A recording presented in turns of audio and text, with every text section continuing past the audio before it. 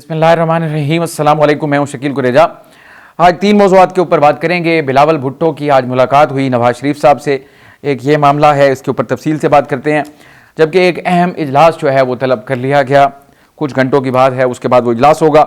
और इसके अलावा तीसरा इशू जो है वो पाकिस्तान तहरीक इंसाफ की सख्तियाँ जो हैं उन पर, उसमें मज़ीद इजाफा हो गया है और तमाम दरवाजे जो है उनके ऊपर वो बंद कर दिए गए हैं। इसके ऊपर भी तफसील से बात करते हैं। तो सबसे पहले नवाज शरीफ साहब की जो मुलाकात है उस पर आते हैं। आज बिलावल भुट्टो साहब अपने बड़े भारी भरकम वफ्द के साथ पहुंचे नवाज शरीफ साहब के पास, और ये मुलाकात उनकी हुई पंजाब हाउस में। और इस मुलाकात को मैं ज़ाती तौर पर अहम इसलिए समझता हूँ कि अब बिलाखिर नवाज शरीफ साहब खुद मैदान में उतरे हैं। पहले वो पस मंज़र में थे, अब वो पेश मंज़र में आ गए हैं। और उनके उतरने का मतलब ये है कि अब फाइनल शॉट्स हैं आइनी तरामीम के हवाले से जो कि खेली जा रही हैं। आज की मुलाकात के दौरान जो खबर आई मुलाकात के बाद, एक तो आपको मैं वफ्द की सतह बता दूं, यानी कि दो साबिक वज़राए आज़म राजा परवेज़ अशरफ साहब और दूसरा यूसुफ रज़ा गिलानी साहब, साबिक अपोजिशन लीडर खुर्शीद शाह साहब, उनके वफ्द में ये बड़े लोग शामिल थे। बिलावल भुट्टो तो ऑब्वियसली थे ही थे, चेयरमैन है पार्टी के। उधर से नवाज शरीफ साहब थे, राना सनाउल्लाह था और इरफान सिद्दीकी साहब थे, और दीगर वहाँ से भी बड़ा भारी भरकम वफ्द था। मुलाकात हो गई और इसमें जो डिस्कशन हुई ब्रॉडर सेंस में वो आइनी तरामीम के हवाले से थी। और जो खबर आई है उसके मुताबिक ये है कि उनका इत्तफाक हो गया आइनी तरामीम के ऊपर। इत्तफाक से मुराद ये है कि इस मुलाकात की अहमियत क्या थी। मुलाकात की अहमियत असल ये है कि मौलाना फजलुर रहमान साहब ने जो हुकूमत की पहली कोशिश थी उसको नाकाम बनाया था, पीछे हट गए, डट गए अपने मौक़िफ़ पे, जिसकी वजह से बिल्कुल यानी कि एंड पे जाके हुकूमत की गेम बिगड़ गई और वो तरमीम ना हो सकी। आपको याद है इतवार का दिन था। बहरहाल उसके बाद मौलाना का जो अदम एतमाद था हुकूमत के ऊपर वो बहुत ज़्यादा बढ़ गया। बफर जोन क्रिएट हुआ कि पीपल्स पार्टी जो है उन्होंने मौलाना साहब के साथ फिर राब्ते बहाल किए, राब्ते शुरू भी किए। फिर उनके दरमियान तय हुआ कि एक ड्राफ्ट पीपल्स पार्टी बनाएगी, एक ड्राफ्ट जो है वो JUI बनाएगी। वो दोनों आपस में मिलके एक मुत्तफ़िका ड्राफ्ट लेके आएंगे और हुकूमत के साथ भी शेयर किया जाएगा। सो इसलिए बिलावल भुट्टो साहब जो हैं वो उसमें करता धरता थे। ड्राफ्ट जो JUI का है उसकी जो तजावीज़ हैं उनकी, वो भी आज बिलावल भुट्टो साहब ने नवाज शरीफ साहब के साथ डिस्कस की। और नवाज शरीफ साहब का मौक़िफ़ के बारे में ये बताया जा रहा है कि उनका ये मौक़िफ़ था कि आप ब्रॉडर कंसेंसस जो है वो डेवलप करें और उसके साथ फिर आगे मामले को लेके चलें। तो इसका मतलब ये हुआ कि अब जो इनकी निचले लेवल की मुलाकातें थी या मामलात थे, मैं ज़ाती तौर पे ये समझता हूँ वो तय हो गए। इसलिए अब डायरेक्ट नवाज शरीफ साहब के साथ इन मामलात को डिस्कस किया जा रहा है। बिलावल भुट्टो साहब ने आके उनको सब कुछ बता दिया, खबर आ गई कि इत्तफाक हो गया। इत्तफाक से मुराद ये है कि जो मौलाना की तजावीज़ हैं उनको भी नवाज शरीफ साहब ने कबूल कर लिया है। अब मौलाना साहब की दो मौक़िफ़ हैं हमारे सामने इस वक्त। एक वो खुद यानी कि ऑन रिकॉर्ड बयान कर चुके हैं कि आइनी अदालत बिल्कुल होनी चाहिए, यानी इसके ऊपर उनका इत्तफाक है कि वो आइनी अदालत के क़याम पर राज़ी हैं। लेकिन एक और तजवीज़ उनकी तरफ से अब सामने आ रही है, और वो तजवीज़ ये है कि बजाय इसके कि एक आइनी अदालत अलग से कायम की जाए, सुप्रीम कोर्ट का 4 से 5 जजेस पर मुश्तमिल एक बेंच जो है वो मखसूस कर दिया जाए, जो कि आइनी तरामीम और ये जो आइनी मामलात हैं उनको वो देखे। यानी कि बजाय अलग अदालत बनाने के एक बेंच जो है उसको मखसूस कर दिया जाए आइनी मामलात के हवाले से। अब ये एक तजवीज़ है। ये तो ऑब्वियसली मैं इसको ज़ाती तौर पे समझता हूँ कि शायद मामला इस तरफ नहीं जाएगा। उसकी बुनियादी वजह यह है कि इस वक्त जो आइनी अदालत के सबसे बड़े अलमबरदार हैं वो बिलावल भुट्टो साहब खुद हैं। वो एक से ज़ायद मरतबा, दर्जन से ज़ायद मरतबा वो ये कह चुके हैं कि आइनी अदालत हर सूरत बनेगी, ज़रूरी भी है और मजबूरी भी है। और जो उनका अनफिनिश्ड एजेंडा है उसके मुताबिक, यानी कि उनका COD के मुताबिक, उसको वो ज़रूर कंप्लीट करेंगे। और नून लीग की तो मुकम्मल हिमायत उनको हासिल है। बात रही मौलाना को कन्विंस करने की, मैं अगर अपना तज्जिया दूँ तो मेरा ये ख्याल है कि वो पीपल्स पार्टी जो है मौलाना फजलुर रहमान साहब को इस बात पर कायल करने में कामयाब हो जाएगी या हो चुकी है कि आइनी अदालत जो है वो बनाई जाए। तो ये तो एक मामला हो गया आइनी अदालत वाला, यानी कि जो इनके दरमियान मामलात हैं बज़ाहिर लग रहा है कि वो तय हो चुके हैं। और यही वजह है, और जो खबरें आ रही हैं, खबरें हैं इस वक्त ये हैं ज़ेर गर्दिश कि 18 या 19 तारीख को इजलास बुलाए जाने का इम्कान है।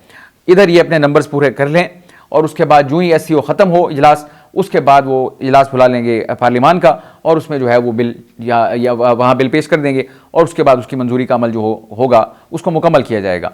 और उसके ऊपर अब यही असल वजह यह है कि जो अरकान इस वक्त नेशनल असम्बली के और सेनेट के हुकूमती इत्तेहाद की तरफ से मुल्क से बाहर हैं, उन सबको हिदायत कर दी गई है कि वो जल्द अज जल्द वापस पहुँचें। 15 तारीख तक वो अपने आप को यहाँ पे अवेलेबल करें इस्लामाबाद के अंदर। और जो अरकान असम्बली, चाहे वो अरकान पार्लियामेंट जो है, चाहे वो कौमी असम्बली के हों या सेनेट के हों, उन सब को भी ये हिदायत कर दी गई हैं कि वो इस दौरान मुल्क से बाहर सफ़र नहीं करेंगे, तो उनके ऊपर भी पाबंदी लगा दी गई। ये तमाम तर चीज़ें, और नवाज शरीफ का खुद मैदान में उतर जाना, बिलावल भुट्टो और नवाज शरीफ की मुलाकात होना, ये नेक्स्ट लेवल है। इसका मतलब अब वाज़े तौर पर यही है, ये नविश्ता दीवार है कि अब बात जो है वो दिनों की है कि और 25 अक्टूबर से पहले ही ये मामला हुकूमत निपटाना चाहती है हर सूरत। बिलावल भुट्टो साहब भी इस पर कह चुके हैं, उनका भी यही मौक़िफ़ है। अब ये तो एक साइड है जो ये तमाम तर कोशिश कर रही है, यानी कि हुकूमत, मौलाना फजल रहमान साहब और पीपल्स पार्टी, ये तीन अगर इनको इकट्ठा देखें तो इनकी एफर्ट जो है वो काम को करने की है, जो कि आपको नज़र आ रही है। और मौलाना साहब से मुलाकातें बदस्तूर पीटीआई की, पीपल्स पार्टी की, इनकी जारी हैं और मुलाकातें हो रही हैं। और मज़े की बात यह है कि जो भी उनके पास जाता है वापस आके उसका मौक़िफ़ यही होता है कि जैसे मौलाना साहब इन्हीं के साथ खड़े हैं, यानी हुकूमती इत्तेहाद के लोग जाते हैं तो उनको महसूस होता है वो हमारे साथ हैं। उन्हीं की बेहस्त के ऊपर ही उन्होंने इजलास कॉल किए थे। और जब तहरीक इंसाफ जाती है वो बाहर निकल के मौलाना को सल्यूट करती है और वो कहते हैं जी मौलाना साहब ज़बरदस्त उनका मौक़िफ़ है और वो अपने मौक़िफ़ पे कायम है और हमें यकीन है वो हुकूमत के साथ नहीं जाएंगे, और उनका यही मौक़िफ़ है। कल आपको याद है सलमान अकरम राजा साहब की गुफ्तगू थी, वो आपने सुनी, बैरिस्टर गौर साहब की जो मुलाकात हुई, यानी कि वो मौलाना साहब से जो भी आता है वो बड़ा मिठाई के डब्बे लेके आ रहा होता है कि जी हम जीत गए हैं, हम फाते हैं। मैं अगर उस पर अपना तजिया दूँ तो मौलाना साहब जो है, मेरी नाकिस राय में, शुरू दिन से मैं आपको गुजारिश कर रहा हूँ, मौलाना साहब कल भी हुकूमत के साथ थे, आज भी हुकूमत के साथ हैं, कोई लंबा अरसा नहीं लगेगा। पाकिस्तान तहरीक इंसाफ दोबारा उसी मौक़िफ़ पे, उन्हीं अलकाबात पे वापस आने का इम्कान ज़्यादा है जिससे वो मौलाना को पहले याद करती थी। बहरहाल देखते हैं सूरत हाल किस तरफ जाती है, कोई लंबा टाइम नहीं है, अब शायद हफ्ता 10-8 दिन की गेम है, उसके बाद ये मामला तय हो जाएगा। लेकिन इसी के साथ जुड़ी जो अहम खबर और है वो ये कि कल सुबह इजलास तलब कर लिया गया है उस खुसूसी कमेटी का जो कि पार्लियामेंट की बनी है, और उसके अंदर भी पाकिस्तान तहरीक इंसाफ की नुमाइंदगी है, उनको दावतनामे भी भेज दिए गए हैं। अब वो इजलास बज़ाहिर ये बताया जा रहा है कि शायद वो इस तरमीम से पहले आखिरी इजलास हो मुमकिन तौर पर, और इसी में ये सब कुछ तय कर लिया जाए और उसके बाद जो है अमली इकदाम जो होगा तरमीम को करने का, आइनी तरमीम को, वो अमल में आएगा। और इस वक्त अगर तरमीम की बात की जाए तो उसमें एक ही नुक्ता जो है ना सबसे इंपॉर्टेंट है, वो ये है कि आइनी अदालत का क़याम। हुकूमत जो है उसका तो बड़ा वसी एजेंडा था, उसको मुख्तसर करते हुए जब प्रॉब्लम्स आई, उनको बाहर से दबाव आया और मुखालफत का सामना करना पड़ा, एक्सपोज हुए, उसके बाद उन्होंने उसको आके लिमिट कर दिया है आइनी अदालत के क़याम तक कि कम अज़ कम जो इस वक्त उनको बज़ाहिर लग रहा है, उनको भी और इस्टेब्लिशमेंट को भी, सुप्रीम कोर्ट का जो एक चैलेंज दरपेश है, कम अज़ कम पहले वो उससे निमट लें। जो खदशात हैं उनको चेंज ऑफ कमांड के बाद उन खदशात पे वो पानी डाल दें और उसके बाद बाकी मामला जो हैं उनको आगे वक्त के लिए रख देते हैं। तो इस वक्त तक तवज्जो उनकी मरकूज़ है सारी आइनी अदालत के ऊपर, ताकि सुप्रीम कोर्ट से उनको किसी किस्म की कोई रेजिस्टेंस आगे मुस्तकबिल करीब में न मिले। ये तो इनका मामला हो गया। अब रोकने के लिए कौन है जी? पाकिस्तान तहरीक इंसाफ, जो इफेक्टिव ऑपोजिशन है इस वक्त, बड़ी ऑपोजिशन है। मैं उसको ऑपोजिशन तहरीक इंसाफ को ही कहता हूँ। मौलाना साहब ब्लो हॉट ब्लो कोल्ड, उनका कोई पता नहीं चल रहा वो किस तरफ हैं। अभी तक वो जनाब इधर भी हैं और इधर भी हैं, दोनों तरफ। इसका मतलब उनका कुछ नहीं पता, और इम्कान ये है कि वो हुकूमत की तरफ जाएंगे। बहरहाल फिर तहरीक इंसाफ जो है वो ज़बरदस्त अपोज कर रही है इन तरामीम को, और उस ऑपोजिशन में उनको बहुत ज़्यादा ऑपोजिशन का भी सामना है। इनका जो डी चौक का एहतजाज हुआ वो बिलखुसूस इसी तनाजुर में था कि आइनी तरामीम नहीं होने देनी। इमरान खान साहब का मौक़िफ़ तो था जब तक ये मामला नहीं होता डेट्स वाला, उस वक्त तक आपने वहाँ पे अपना एहतजाज कंटिन्यू रखना है। लेकिन फिर सूरत हाल बदल गई, मजबूरियाँ भी सामने आ गई, और उसके बाद वो सूरत हाल यकसर तब्दील हो गई। गंडापुर साहब वहाँ चले गए। अब आता हूँ तहरीक इंसाफ को इस वक्त शदीद तरीन मुश्किलात का सामना है। आपको मालूम है उन्होंने एहतजाज की कॉल दी हुई है, सुबह उनका एहतजाज है यानी कि सरगोदा और मुल्तान के अंदर, और आज ही खबर आ गई कि पंजाब हुकूमत ने 8 शहरों में 144 का निफाज कर दिया है, दफ़ा 144, जिसके मुताबिक ना आप एहतजाज कर सकते हैं, ना आप इकट्ठे हो सकते हैं, ना कोई रैली कर सकते हैं, ना कोई धरना होगा, कुछ भी नहीं होगा, यानी कि पाबंदी लगा दी गई। तो ये सख्त पाबंदी का सामना है, और ये 144 का निफाज तहरीक इंसाफ के एहतजाज के अलावा इसकी और कोई वजह नहीं है। सिर्फ तहरीक इंसाफ को एहतजाज से रोकना मकसूद है, जिसकी वजह से इसका निफाज कर दिया जाता है। और जब जब वो एहतजाज करते हैं, चाहे वो रावलपिंडी में 28 सितंबर का था या उसके बाद ऑनवर्ड जो एहतजाज हुए या उससे पहले हुए, उन सब के ऊपर उनको 144 जो है वो बड़े बोर्ड पर लिखा हुआ मिला कि आपको इजाज़त नहीं है।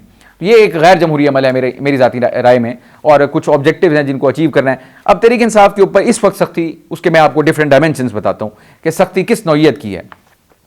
यानी आपको हर लेयर के ऊपर एक सख्ती नजर आएगी। अब टॉप लीडरशिप से शुरू करें।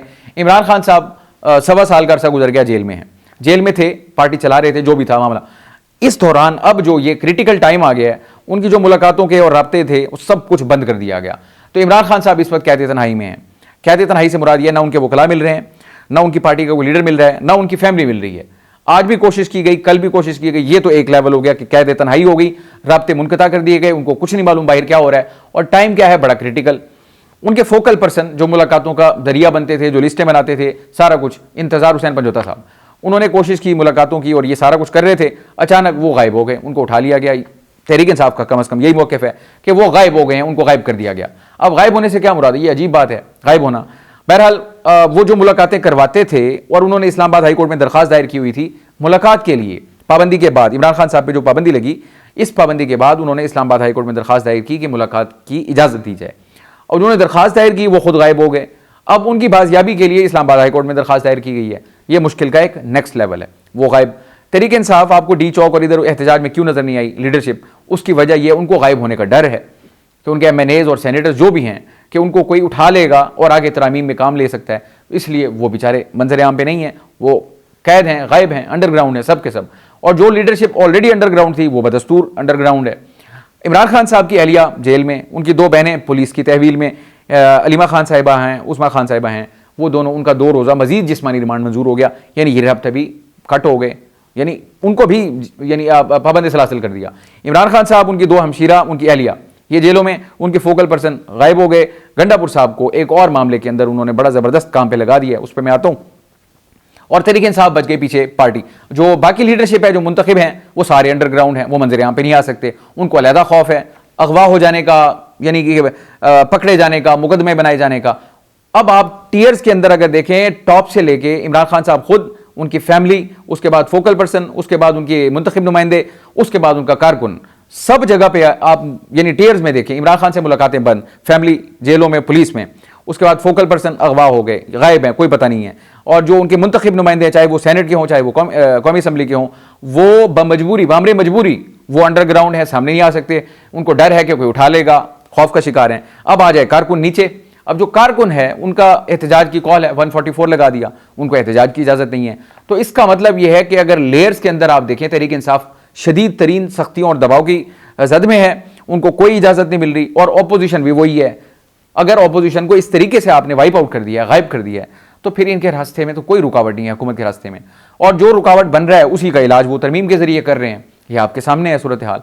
तो इस वक्त जो हुकूमत का रवैया है, मैं कन्विंस्ड हूँ कि आने वाले टाइम में ये इनको बहुत ज़्यादा यानी कि इनके लिए मुश्किलात पैदा करेगा। और इवन जो तरमीम और जो चीज़ें ये कर रहे हैं, जिस अंदाज से की जा रही हैं, ये इस चीज़ का बड़ा वाज़ेह सबूत है कि वो आने वाले वक्त में इनके लिए मुश्किलात का बाइस ज़रूर बनेंगी।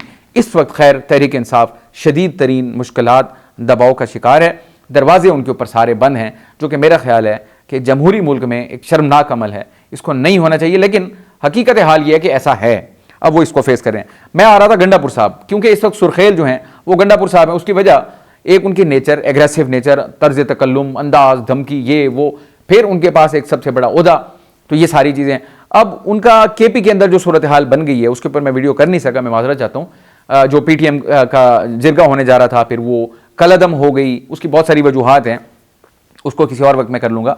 बहरहाल जब उनको कलअदम करार दे दिया गया, तो KP की हुकूमत मजबूरन उनको भी पीछे हटना पड़ा, और कल उनका बयान आ गया कि चूंकि विफाक की जानिब से इस जमात को, इस पार्टी को, इस तहरीक को, मूवमेंट है, उसको कलअदम करार दे दिया गया, तो उनको अब जिरगे की इजाज़त नहीं है। अब सूरत हाल जो है वो बड़ी ख़राब हो रही थी। उनका जिरगा कैंसिल होने के बाद फिर KP के जो पॉलिटिकल पार्टीज़ हैं, विफाक और KP सूबाई हुकूमत, इनको मिल के एक जिरगा करना पड़ा। वो जिरगा आज KP में ये जो वज़ीर आला हाउस है उसमें हुआ। उसमें विफाक की नुमाइंदगी कर रहे थे मोहसिन नकवी साहब भी और गवर्नर साहब भी, जबकि वज़ीर आला खुद उसको हेड कर रहे थे, और जो दीगर पॉलिटिकल पार्टीज़ हैं KP की, वो भी उसमें शामिल थी। और उसमें गंडापुर साहब ने एक यानी दरख्वास्त उनसे इस्तदा ये की कि मुझे आप ये इख्तियार दें कि मैं उनसे यानी कि PTM से मज़ाकरात करूँ या उनसे बात करूँ, ताकि मामले का बेहतर अंदाज से हल निकाला जाए। मैं आप इस चीज़ को यहीं पर छोड़ दूँ। अब गंडापुर साहब तो वहाँ पर एक इंतहाई क्रिटिकल मसले के अंदर फंस गए हैं, जो कि उनके सूबे के अंदर है। अब वो सूबे के सरबराह भी हैं और साथ तहरीक इंसाफ के इस वक्त सुरखेल भी हैं, तो वो जो है ना, उनको एक और चीज़ में यानी कि स्टक हो गए हैं वो, तो इसलिए उनकी तवज्जो जो इन मामलात की तरफ अब कम जाएगी। और दूसरा, सख्त तरीन मुखालफत के बावजूद, आपको याद है कुछ घंटों की पहले की बातें हैं ये, 36, 38, 42, 48 घंटे, क्या कुछ वो कह रहे थे मोहसिन नकवी को भी, गवर्नर को भी, और फिर विफाक को भी। देखिए मजबूरी है। फिर आज आप एक तस्वीर के अंदर देखें, गंडापुर साहब बैठे हैं, मोहसिन नकवी साहब बैठे हैं, और ये जनाब गवर्नर साहब बैठे हैं, एक जगह पे बैठे हैं, खुशाइंद है। अल्लाह पाक केपी के जो मामलात हमें नज़र आ रहे हैं बज़ाहिर, उससे केपी के लोगों को और हमारे मुल्क को महफूज रखे। वहाँ पे सूरत हाल इंतहाई वोलेटाइल और क्रिटिकल है, बहुत ख़राब सूरत हाल है। तो अब मामला ये है कि तहरीक इंसाफ के ऊपर ये सारी पाबंदियां अपनी जगह पे हैं, गंडापुर साहब वहाँ फंसे हुए हैं और ये यहाँ फंसे हुए हैं। हुकूमत SCO की आड़ में एक तरफ वो सारा काम उन्होंने अपना जो बैक उस पर करना था, बैकग्राउंड में नंबर्स पूरे करने का, उसमें लगी हुई है, और साथ ही तहरीक इंसाफ को कंटेन करने के लिए ये तमाम इकदाम कर दिए हैं जो मैंने आपके सामने गोशगुजार कर दिए हैं। तो अब एहतजाज जो है तहरीक इंसाफ देखते हैं दफ़ा 144 के निफाज के बाद भी क्या उनका कोई कारकुन निकलता है, लीडर के साथ निकलता है या लीडरलेस निकलता है। इस वक्त जिनको इजाज़त है वो MPAs हैं कि MPAs जो हैं बिलखुसूस सूबाई असम्बली के जो अरकान हैं वो अपने जो इलाके के लोग हैं उनको लीड करें और एहतजाज करें।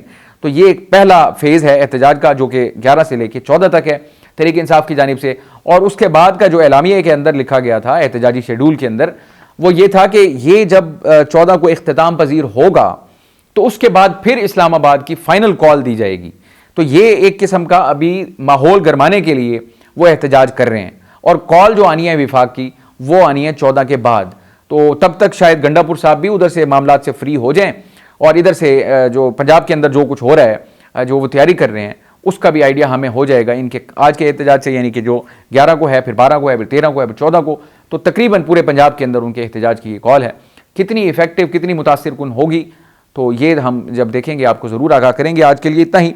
आप हमारी वीडियोस को लाइक कर सकते हैं, चैनल को ज़रूर सब्सक्राइब करें, अपना फीडबैक कमेंट के ज़रिए आप हमारे साथ शेयर कर सकते हैं। इजाज़त दीजिए, अल्लाह हाफ़िज़।